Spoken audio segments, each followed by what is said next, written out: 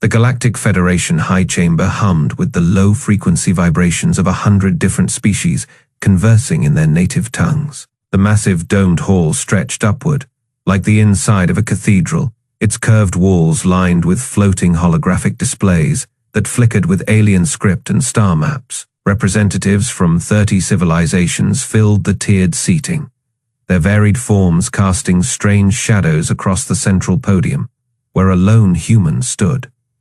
Captain Ryan Blake adjusted the collar of his dress uniform, the fabric stiff against the scar that ran from his jaw to his temple. The Martian border wars had left their marks, both visible and not.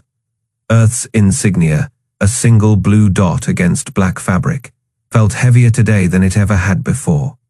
High Prelate Vexis rose from the Zapirian delegation, his chitinous plates clicking as he moved. The bioluminescent patterns along his segmented body pulsed with smug satisfaction.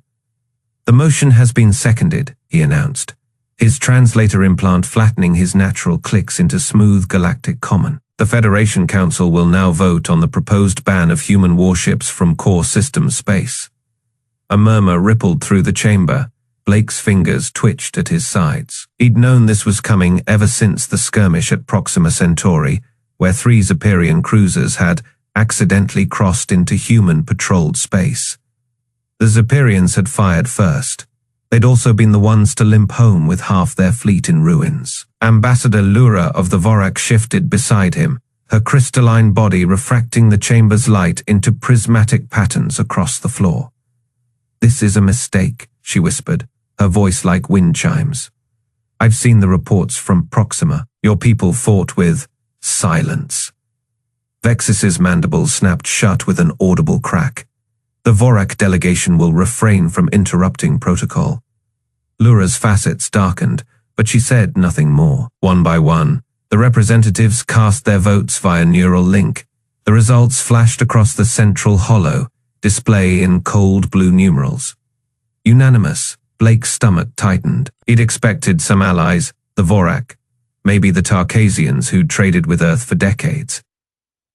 But every single vote had gone against them. Vexis spread his upper limbs in a gesture of mock sympathy. "The Council has spoken. Effective immediately, human military vessels are prohibited from entering any system within 50 light years of the galactic core. This includes Sol, of course." A ripple of laughter moved through the chamber. "For your own protection, naturally. We can't have your fragile ships causing accidents in civilized space." Blake took a slow breath through his nose.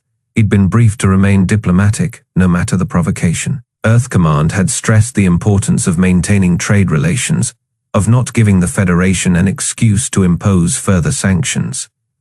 But the look in Vexis's compound eyes, that gloating, superior stare, made his blood boil. "You're making a mistake," Blake said, his voice low but carrying across the silent chamber. Vexis's antennae twitched. "Oh, and why is that, Captain? Do your primitive railguns frighten you as much as they frighten us?" More laughter. Blake ignored it. "You're banning the only species in this room that has never started a war. The only one that has never glassed a planet for resources or enslaved another civilization." He turned slowly, making eye contact with as many delegates as he could. "You call us unstable. Look at your own histories." A tense silence fell. Some of the delegates shifted uncomfortably. The Tarkasian representative, a hulking figure with 4 arms crossed over his chest, looked away first. Vexis recovered quickly. Charming rhetoric. "But the facts remain. Your technology is decades behind Federation standards. Your ships break down if pushed too hard. Your weapons lack the precision required for modern warfare." He leaned forward, his carapace gleaming under the chamber lights. "Face it, Captain. Your kind lacks the discipline for true interstellar conflict. This ban is for everyone's safety." Blake's comm unit vibrated silently against his wrist.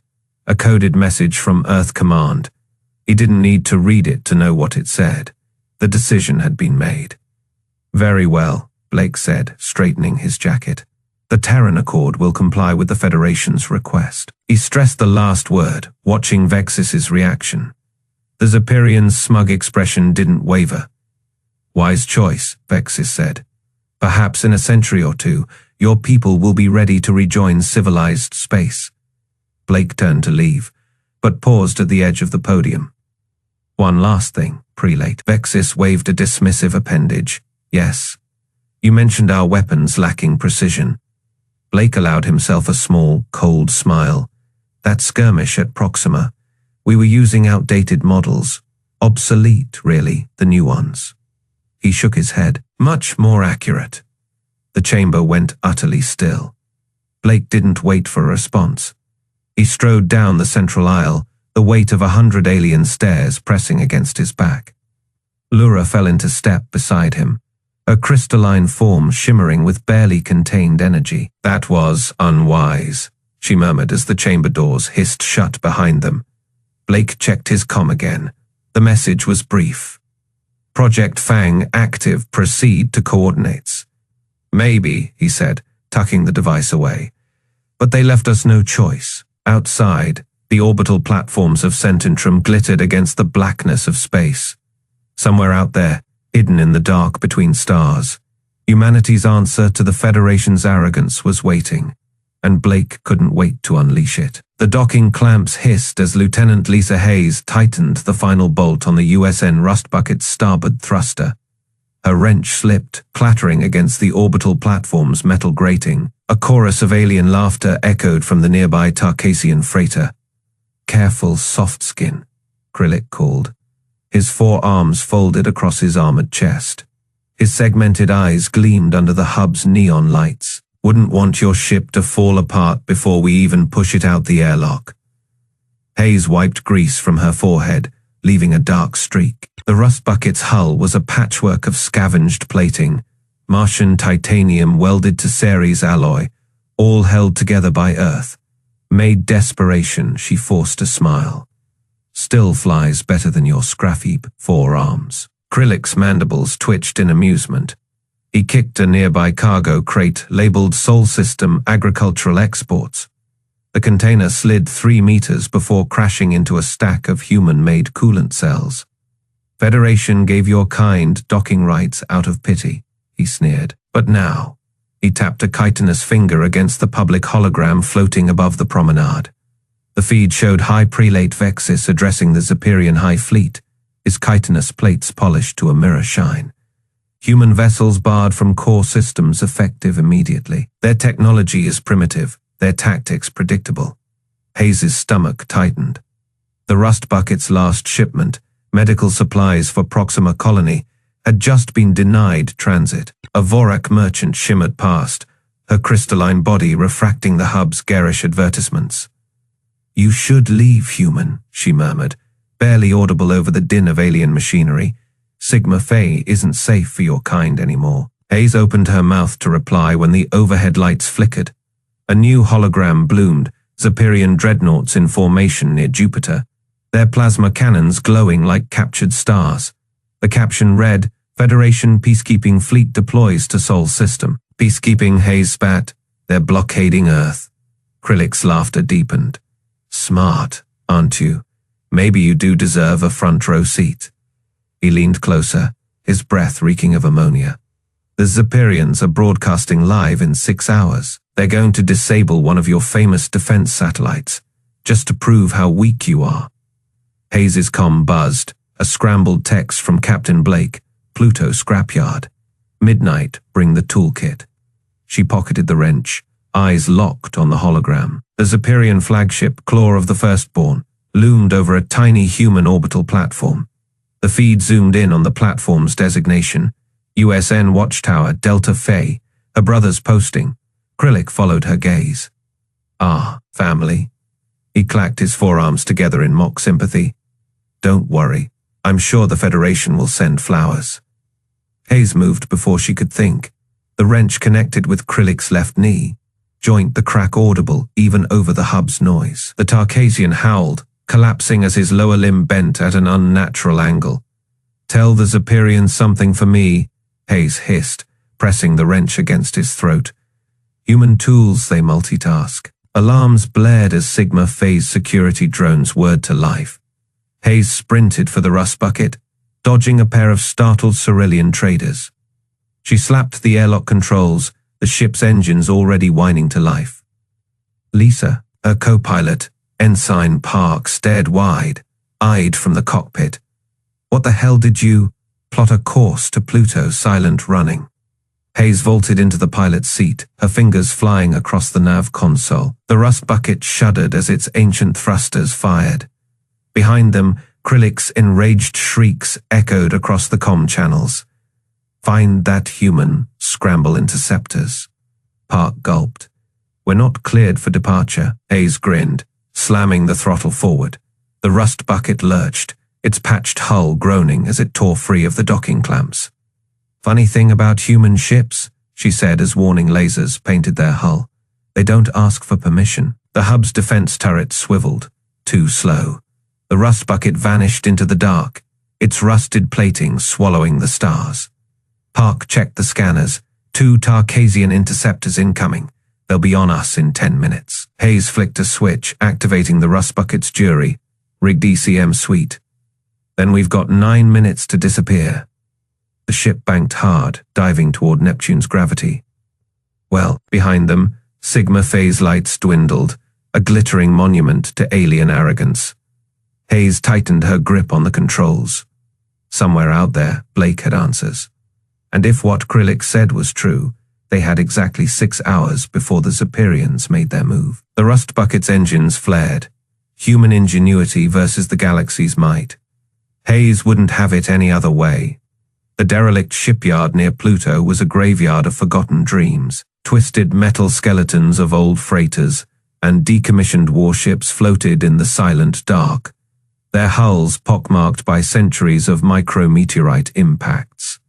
The only light came from the distant sun, a pale, cold dot barely brighter than the other stars. Lieutenant Lisa Hayes guided the USN Rust Bucket through the debris field with practiced ease. The freighter's engines hummed softly, their sound dampened to avoid detection. Beside her in the cockpit, Captain Ryan Blake stared out at the wreckage, his scarred face unreadable in the dim glow of the console lights. You sure this is the place? Hayes asked, her fingers dancing over the navigation controls. Blake didn't answer right away. His eyes were fixed on a particularly mangled hulk, the remains of a Vorak scout ship, its crystalline hull shattered like broken glass. Yeah, he finally said, this is where Carter said he'd be. The rust bucket settled into a slow drift beside the wreck. Hayes powered down the engines, leaving them in eerie silence. The only sound was the occasional creak of metal as the derelicts shifted in the void. A sudden burst of static crackled over the comms. About damn time, a voice grumbled. I was starting to think you'd chickened out. Hayes rolled her eyes. Nice to see you too, Doc. Dr. Elias Carter's face appeared on the view screen, his wild grey hair sticking out in every direction. His eyes gleamed with manic energy. Dock at airlock 7, and try not to bump anything. This place is held together by prayers and duct tape. The airlock cycled with a hiss, and the scent of ozone and stale coolant washed over them as they stepped into Carter's makeshift lab. The space was cluttered with salvaged tech, half-dismantled consoles, tangles of wiring, and a dozen jury-rigged power cells humming ominously. Carter didn't bother with greetings. He grabbed Blake's arm and dragged him toward a covered object in the center of the room. You're gonna want to see this. With a dramatic flourish, he yanked off the tarp. Hayes sucked in a breath. It was a Vorak corpse. The alien's crystalline body had been split open, its insides fused with something else, a pulsing, organic-looking machine that seemed to writhe even in death. Wires and tendrils snaked from its chest, connecting to a human-built device the size of a small car. Blake's jaw tightened. What the hell is that? Carter grinned. The answer to our problems. He tapped the human device. This, my friends, is Project FANG. Hayes leaned closer, her engineer's instincts warring with revulsion. You merged our tech with theirs? Not just merged, Carter said, his voice dropping to a whisper. Improved. The Vorak had the basics, a localized FTL disruptor. But their version was crude, unstable. I refined it. He flicked a switch, and the machine whined to life, its core glowing an eerie blue. One pulse from this, and any ship within 100 clicks loses its shields completely, no warning, no countermeasures, just poof. Blake's eyes never left the device. You tested it? Carter's grin widened. On a few volunteers. He gestured to a view screen showing the wreckage of a Zapirian patrol drone. Worked like a charm. Hayes crossed her arms. And the Federation doesn't know about this. Please, Carter scoffed. They think we're still figuring out warp theory. The Zapirians have been hoarding Vorak tech for decades. They just never thought we'd get our hands on it. Blake stepped forward, his voice low. How many can we build? Carter's expression sobered. Not enough for a fleet. Not yet, but I've got 3 operational units ready to go. Install them on your fastest ships. Hit the Zapirians where it hurts. And the galaxy gets a wake up call. Blake finished. Hayes exhaled sharply. This is insane. If the Federation finds out we've been reverse engineering banned tech, they won't, Blake said. His hand rested on the hilt of his sidearm. Because by the time they realize what's happening, it'll be too late. Carter clapped his hands. That's the spirit. Now, let me show you the best part. He tapped another console, and a holographic star map flickered to life. A single red dot pulsed near Jupiter. Hayes frowned. Cerberus Station. Exactly, Carter said. Federation listening post. And right now it's hosting a very smug Zapirian admiral who thinks Hez about to ambush the USN Defiance. Blake's lips curled into a cold smile. Then let's not keep him waiting. Hayes looked between them. You're seriously going to start a war over this? Blake turned to her, his eyes hard. They started it the moment they banned our ships, the moment they called us weak. He nodded at the FANG device. This isn't just a weapon. Lieutenant, it's a message. Carter chuckled. And oh, what a message it'll be. Outside, the derelicts creaked in the dark, as if the ghosts of dead ships were laughing with them. The USN Defiance drifted near Cerberus Station, its battered hull still scorched from the skirmish at Pluto. Captain Blake stood on the bridge, his knuckles white around the command rail. The crew worked in tense silence, their screens flickering with incoming data. Zapirian signatures, sir, Ensign Morrison reported, his voice cracking slightly. 6 cruisers, 2 dreadnoughts. They've got us boxed in. Blake didn't flinch. Hold position. Let them come to us. Outside the viewports, the massive shapes of Zapirian warships slid into view, their angular hulls gleaming under Jupiter's pale light. Admiral Korath's flagship, the Chiton's Wrath, loomed largest of all, its forward plasma cannons already glowing with charge. A hailing signal buzzed through the comms. Blake nodded to his comms officer, put him through. Korath's face filled the screen, his chitinous plates shifting in smug satisfaction. Captain Blake, how predictable of you to hide in the shadow of a Federation station.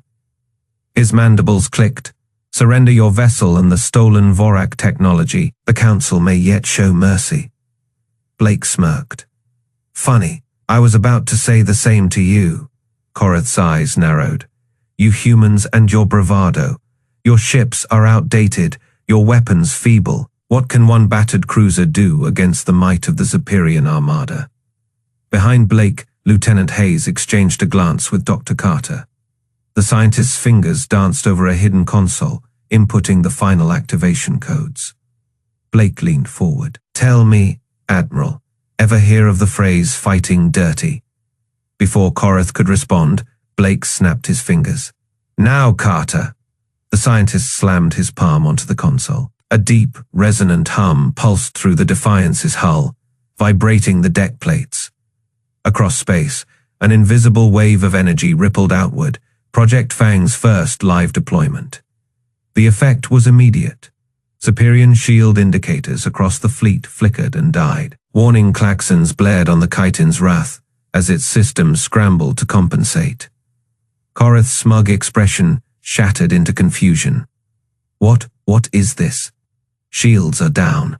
All ships open fire. But it was too late. All batteries free fire. Blake barked, The Defiance's railguns roared to life, their magnetic coils glowing white. Hot hypervelocity rounds tore through the void, slamming into the nearest Zapirian cruiser. Without its shields, the alien ship's armor might as well have been paper. The rounds punched clean through, detonating deep inside its reactor core.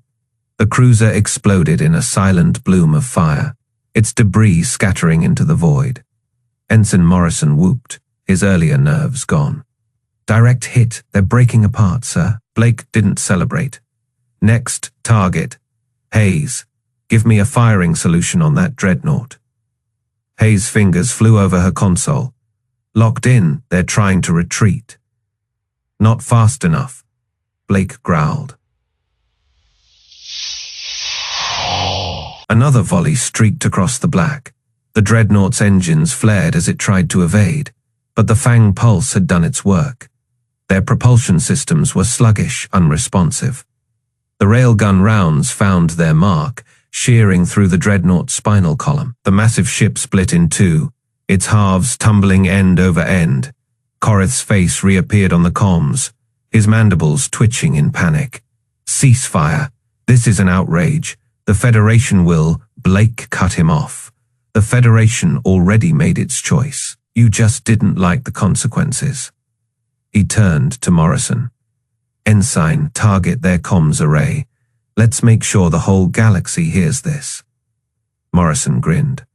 "With pleasure, sir." A single precise shot lanced out, obliterating the Chitin's Wrath's primary transmitter. The hologram of Corith winked out mid-sentence. Across the bridge, the crew erupted into cheers. Hayes wiped sweat from her brow, her hands shaking with adrenaline. It worked. Holy hell, it actually worked. Dr. Carter adjusted his glasses, his usual manic energy subdued for once. "Told you the math was sound." Blake allowed himself a small, satisfied smile before turning back to the viewport. The remaining Zapirian ships were in full retreat, their formations scattered. The Defiance stood alone amidst the wreckage, its guns still humming with residual heat. "Open a fleet." "Wide channel," Blake ordered. The comms officer nodded. "Live in 321. Blake's voice echoed through every human ship in the Sol system. "This is Captain Ryan Blake of the USN Defiance. The Zapirian armada has been repelled. But this isn't over." He paused, letting his words sink in. "The galaxy thought we were weak. They thought we'd roll over today. We proved them wrong." Outside, the wreckage of alien ships drifted silently, a grim testament to humanity's newfound fangs. "All ships, rally at Mars. We're not done yet." The channel closed. The bridge fell silent, the weight of what they'd just done settling over them. Morrison exhaled slowly. "Sir, what now?" Blake's smile vanished, replaced by cold determination. "Now, Ensign, we show them what happens when you back humanity into a corner." The Defiance's engines flared to life, turning toward the inner system. Behind them, Cerberus Station's sensors continued recording, broadcasting the battle's aftermath to every corner of the Federation. Let them watch, let them learn. The battle feeds flickered across 1,000 screens. Every species in the Federation watched as the impossible unfolded. On the bridge of the USN Defiance, Captain Blake wiped blood from his split lip. The ship shuddered around him, alarms wailing as Zapirian plasma fire scorched their hull. "Status report," he barked. "Shields at Fay, Captain," Lieutenant Hayes shouted over the din. Her hands flew across the engineering console, rerouting power from non-essential systems. "FANG pulse drained our reserves, but it worked. Their shields are down." Blake grinned. On the main view screen, the Zapirian flagship Dread Talon floundered, its once impenetrable energy field flickering out. "Morrison, light them up."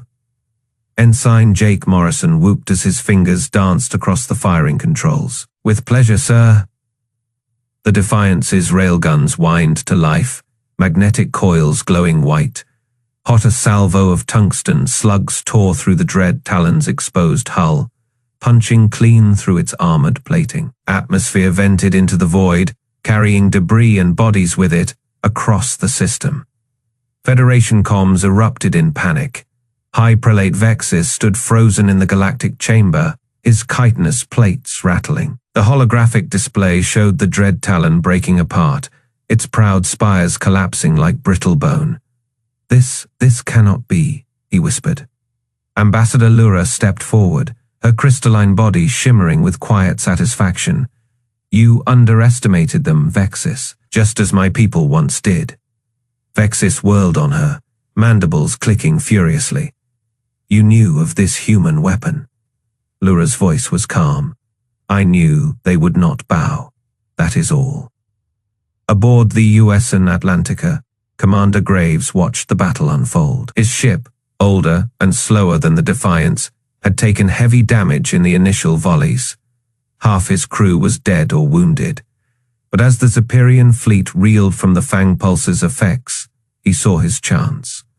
"Helm," Graves said, his voice steady. "Set collision course for the dread Talon."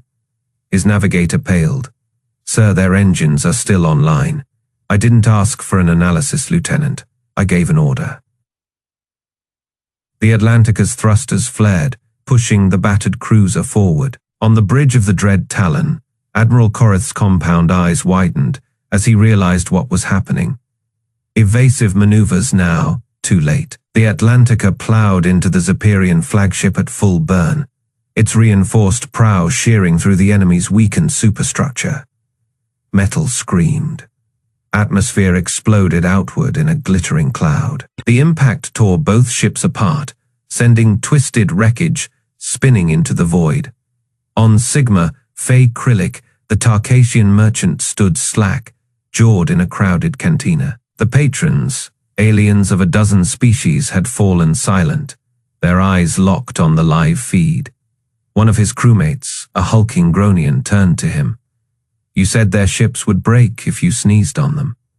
Krillic had no answer. Back in the Sol system, Blake opened a fleet. Wide channel, his face, streaked with soot and blood, appeared on every human ship's screen. "Federation thought we were weak," he growled. "They banned us, mocked us, called us unstable." He paused, letting his words sink in. "Today, we show them the truth." The Defiance's remaining guns swiveled, locking onto a fleeing Zapirian cruiser. Fire at will. In the galactic chamber, Vexis watched in horror as human ships the Federation had dismissed as outdated, as fragile, tore through the remnants of Korith's fleet. Their railguns punched holes in dreadnoughts. Their missiles turned frigates into fireballs, and then Blake's message reached them all, broadcast across every Federation channel. "You banned us." His voice was cold, unyielding. "Good, now you'll fear us." Lura turned to Vexis. The Zapirian's mandibles trembled. For the first time in centuries, the galaxy held its breath. The Zapirian distress signal crackled across every human comm channel. Admiral Korith's voice stripped of its usual arrogance. "Human vessels, this is Fleet Command Korith of the Zapirian Armada. Cease fire. We misjudged your capabilities." Captain Blake leaned back in his command chair aboard the USN Defiance, his scarred face lit by the orange glow of a dying Zapirian cruiser on the view screen. "Misjudged?" he snorted. "You dismissed us." Around Mars, space twisted as a dozen new human warships blinked into existence, each one bristling with the jagged protrusions of Project FANG. Dr. Carter's laughter echoed through the bridge speakers, wild and unhinged. "Do you see them, Captain, my children? They thought we were scavengers picking at their wreckage. Now they'll learn what humans do with stolen teeth." Lieutenant Hayes' voice cut in from the rust bucket, her freighter now retrofitted with a scaled-down FANG emitter. Target lock confirmed on the Zapirian colony moon. "Sir, their shield grid's still down from the pulse." Blake didn't hesitate. "All ships fire at will." The first railgun round streaked across the void, tungsten slugs the size of ground cars slamming into the moons. Surface, the Zapirian colony, a sprawling complex of domes and refineries, vanished in a series of blinding flashes. Secondary explosions rippled outward as atmospheric processors detonated, the shockwaves visible from orbit. On the bridge of the Zapirian flagship, Korith's chitinous plates rattled in horror. "You monsters, that moon was undefended." Blake's response was ice. "So was Earth when your fleet parked in our sky last year. Remember your words, Admiral. Primitives shouldn't play with real weapons." The USN Atlantica, fresh from its dreadnought, killing ramming maneuver, swung its crippled bulk toward the remaining Zapirian forces. Commander Alvarez's face appeared on screen, blood trickling from a head wound. "Captain, we've got one more shot in us. Where do you want it?" Blake studied the tactical display. A cluster of Zapirian carriers hung back, their fighter bays spewing swarms of attack drones. "Those carriers, let's show them what unstable humans really fight like." The Atlantica's engines flared as it lurched forward, its broken hull shedding debris. Zapirian point defense lasers carved glowing trenches across its surface. But the human ship kept coming. At the last second, Alvarez triggered the Atlantica's final FANG pulse. The emitter overloaded in a burst of blue-white energy, frying every drone within 50 kilometers. "Now," Blake barked. Every remaining human ship unleashed their railguns simultaneously. The concentrated barrage punched straight through the carrier's unshielded hulls, detonating antimatter containment chambers in a chain reaction that lit up the Martian night side like a second sun. On the Federation news feeds, the battle played out in real time. Ambassador Lura watched from the Vorak delegation chamber, her crystalline fingers tapping a satisfied rhythm against the table.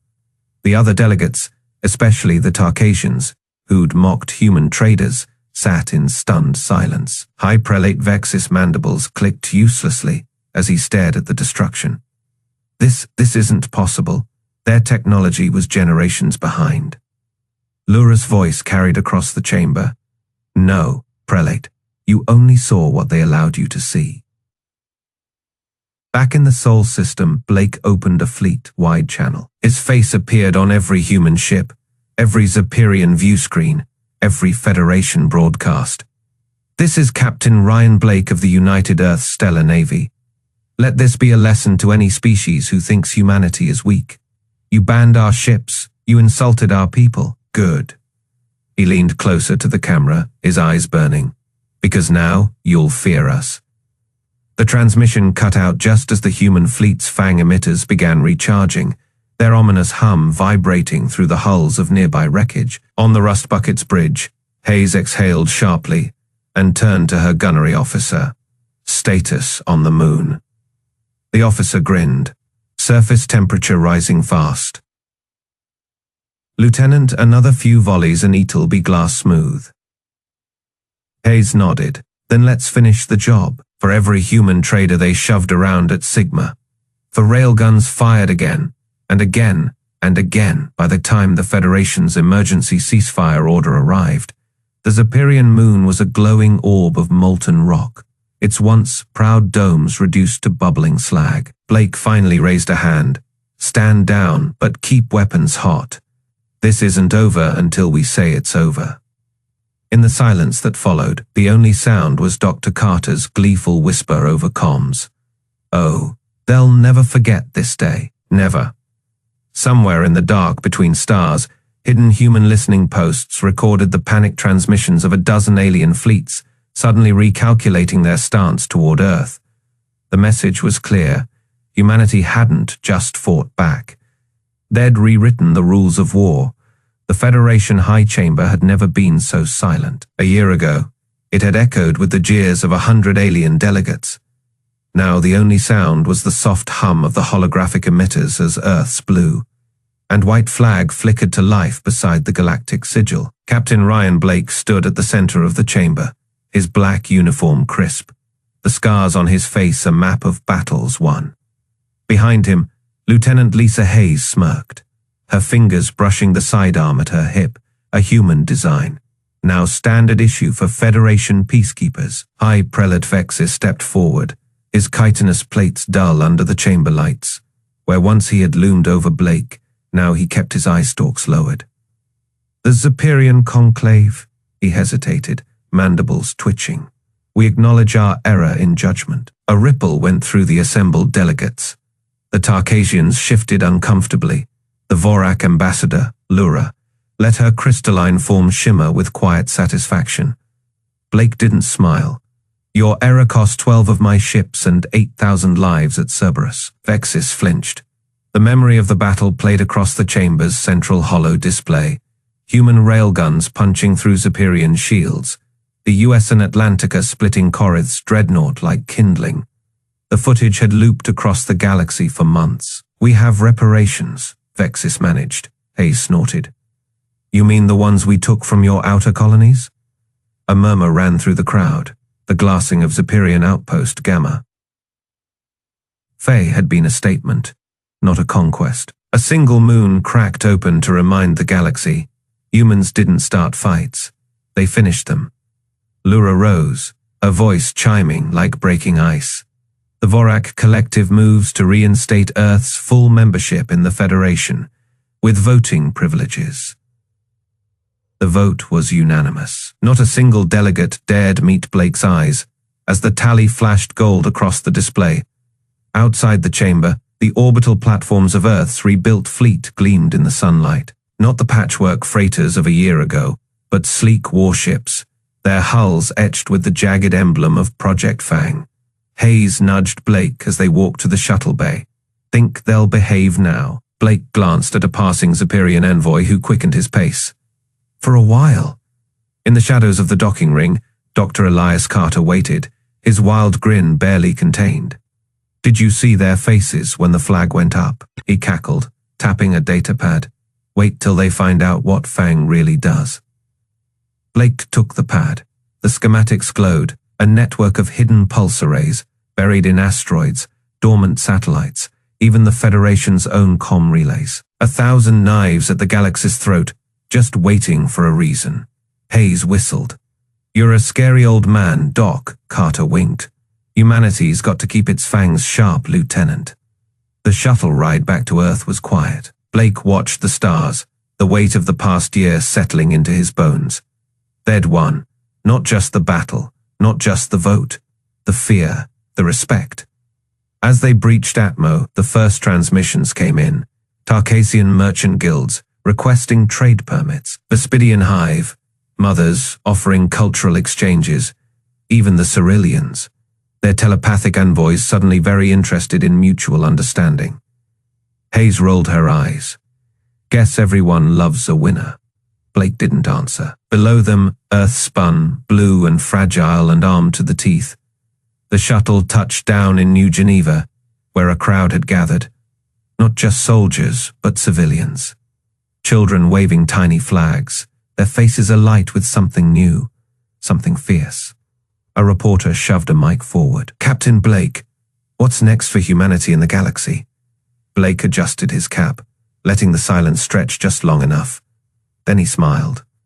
Whatever we want. That night, in the halls of Earth's new orbital command, a single line of text scrolled across every screen, a message encrypted in every human transmission, a whisper in the dark between the stars.